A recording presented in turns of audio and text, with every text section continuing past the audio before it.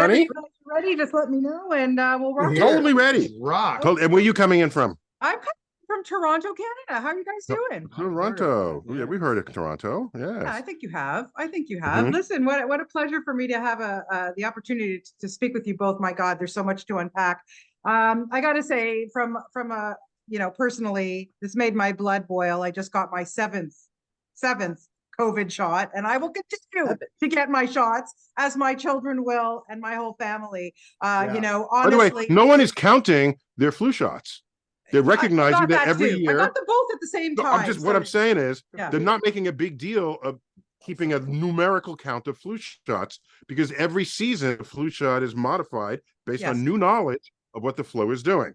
So I'm just saying we shouldn't think of COVID boosters as some weird need relative to any other recurring pathogens. Yeah. And thank you. Good point. Good point. Because you're right. I was joking actually with my friend the other day, going, "Are we going to celebrate when we're at our 10th anniversary?" Like, Neil, okay, so jump in there. Like, why do we do that?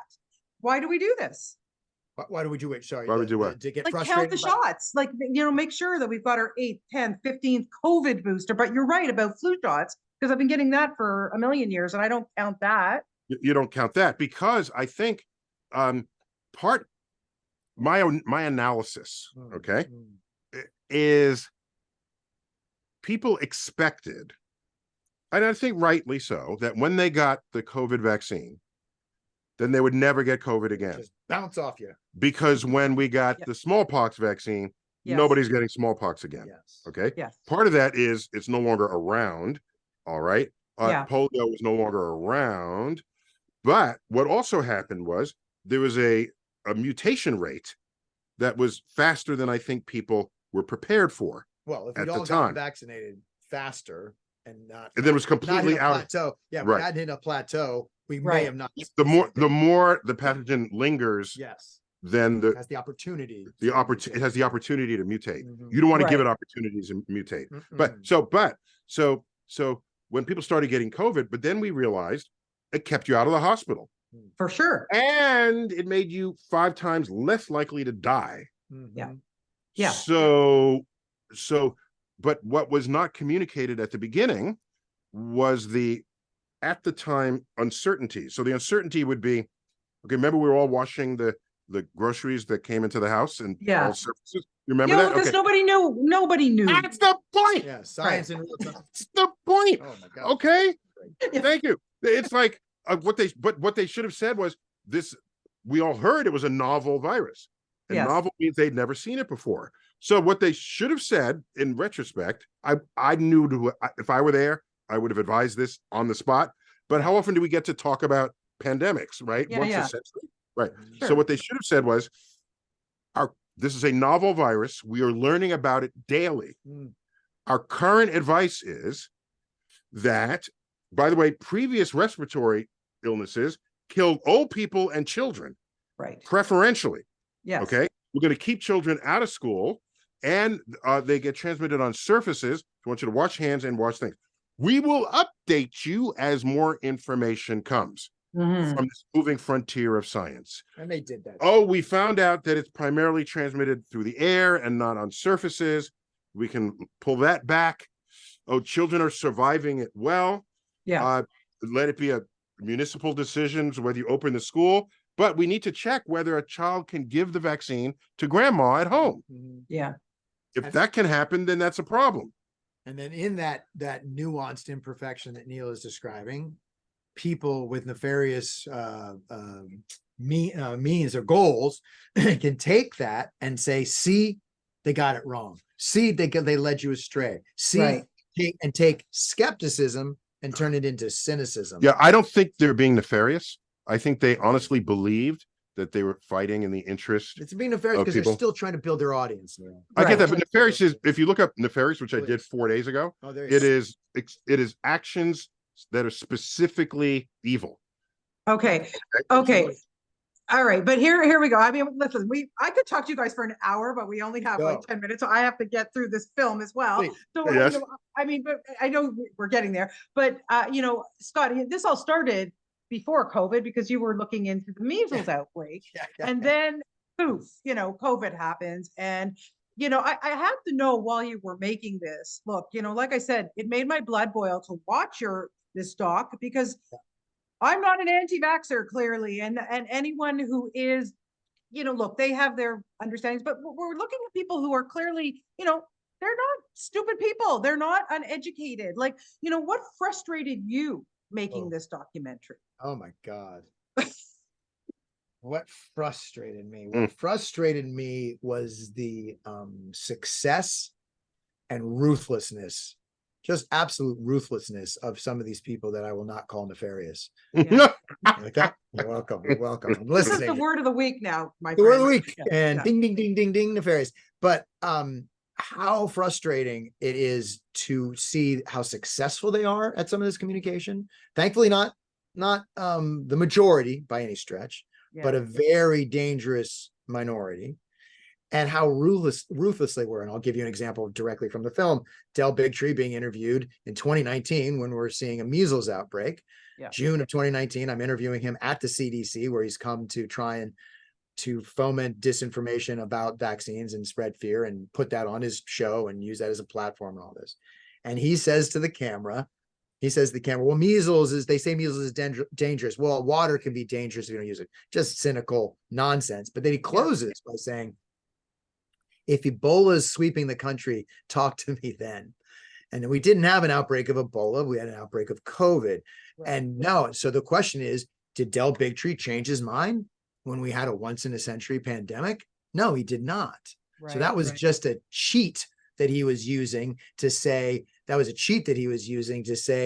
not unreasonable. If it was really dangerous, but when it did become really dangerous, he didn't change at all. It's called moving the goalpost, which is another frustrating part about people. It's like, oh, well, I countered you there, but then they'll move it over here. I actually agreed to be on his show, and I took him to task on that statement. Yes. Now, of course, Ebola is like 50% lethal. 50% people get it will die. Yeah. COVID was down in the single digits. Yeah. Low middle single digits. Yeah. So I asked him on the show, is there a lethality rate where you would then say to everyone, get your vaccines? And he said, yes. I said, what rate is that? And he didn't shut down. So. Yeah, he didn't tell me. Just like Robert Kennedy Jr. says, I'm not anti-vax. I'm not anti-vax. I'm not anti-vax. Yeah. And I asked him in the movie, so what vaccines do you think were a benefit to mankind? He goes, oh, well, that's a difficult question to answer, which means, so when the press, if you're listening, press, and I respect you a great deal, very important, hard work. I'm a journalist myself. Yeah. Please ask Robert Kennedy Jr. when he says that, tell us. Calling all journalists. When Robert Kennedy Jr. says to you over and over again, I'm not anti-vax, don't listen to them when they say I'm anti-vax. Go, okay, I have a simple follow-up question. What vaccines are you in support of? Because if you're not anti-vax, that means there's some vaccine out there. 1, 2, 10. Tell us. Yeah. Let's see what he says. Yeah. Okay. So Neil, I got to ask you this question, something that's been irking me. I have to know this question. I have to know this answer. So we're sitting there, COVID, we're all stuck in our homes, lockdown. We're all watching TV and we're trying to get the best information that we can from radio, TV, whatever it is. And there you are in your home watching TV. And you see the president of the United States saying, yeah, you can use bleach to get rid of this. And you see Dr. Fauci, rolling his eyes and, honestly, like, look, Canadian here. Incredibly patient, actually. Okay. So, Neil, I want to know from your point of view, sitting there frustrated as a scientist, like what was going through your mind?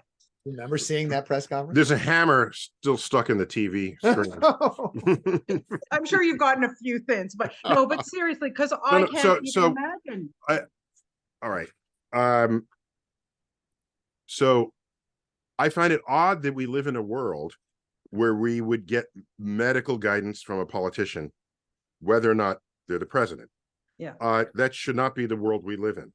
What happened to the day? I'm old enough when we had the Surgeon General, which was our conduit to best practice health. We still have them. When we knew who the Surgeon General was, and they were put forth at every turn necessary.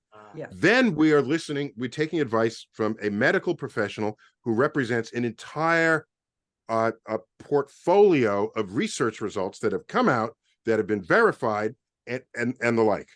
rather than a politician, a podcaster, anybody else, including a medical professional who has a fringe outlook. You could find people on YouTube, Stanford Medical Center, saying all the doctors are wrong about this and I'm right. That's irresistible, because you can say that and they're all faceless. David versus Goliath. Yeah, they're faceless out there. Once the researchers, they get a result that gets verified and re-verified and it percolates us up and then it gets announced. You don't see any of those faces. But the passionate YouTuber can end up swaying you, because we, as advertisers, know we respond to personal testimony way more than we respond to pie charts, okay, and bar charts. So I was thinking to myself, not in that moment, oh my gosh, what's happening? I'm thinking, how are we going to solve this in the future? And we need a system where medical professionals are tasked of giving the consensus, not of opinion, but of observations and experiment, the consensus of scientific results. Because any single scientific result is not a result. Right. Even though the press does that, the press says, oh, there is no Big Bang. That's the headline. Says this lone researcher who says whatever. Okay. Yeah. But they want to be the first to say that, rather than watch 10 other people show that this person is clueless. Yeah. So, all right. So anyhow, so those were my reactions at the time. Yeah. I just mind-boggling. Scott, I want to ask you, man, like I said, I wish I had more time, but I've got to wrap soon. And I just hope this is a movie or a documentary that is shown in schools. That, are you getting it out there? Like, what kind of reactions are you getting? Sure. And do you think it's something that we can get out into school and well, just everywhere? Seriously. Thank you. Scott? That is so 2 steps. One is the response so far and how far we want to take the film. She can still, like all humble documentarians, I only want the film to reach all 8 billion citizens of this planet. Only? Yeah. Only, that's all. I'm very humble. Hopefully I can reach a few for you. Yeah. I appreciate you. But sorry, so the response so far has been really a great honor. It's just been wonderful. Very emotional. A lot of tears. Yeah. A lot of anger, as you pointed out. But also this beautiful cathartic experience that it's okay to believe, to not just believe in. It's okay to defend science. It's okay to defend decency. It's worth doing these things. It's worth defending the social contract. And it's been such an honor to see that response, because you don't know what a response is. We work very hard to make a film that makes sense and have these emotional touch points that we're going to hit. But the audience kind of takes it to this other place when they have that response. And then to go to the long throw of this film, which is one of the main reasons we have collaborated now for the second time. Yeah. Education.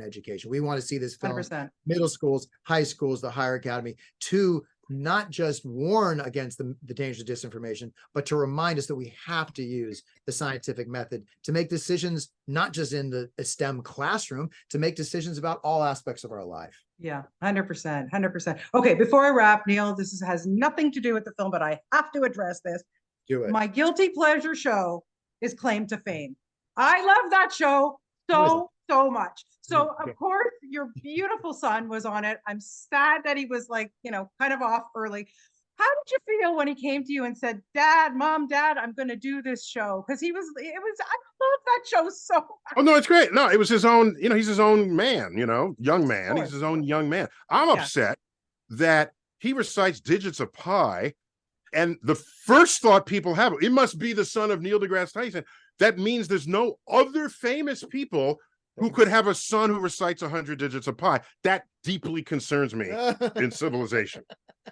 That everybody funnels down because they had the back conversations and they showed this. There it was. But that was him. Yes. Okay. That would deeply concern me too, I have to say. But he was great. It was lovely to, you must have been very proud of him. He seems like a wonderful young man. He is. He's all that whatever was conveyed. You got Fantastic. Guys, thank you so much for your time today. Like I said, we are going to get the word out on this documentary. It's fabulous. So well done. And really my pleasure to talk to you both today. Thank you so much. Thank you. Okay. Bye. Bye-bye.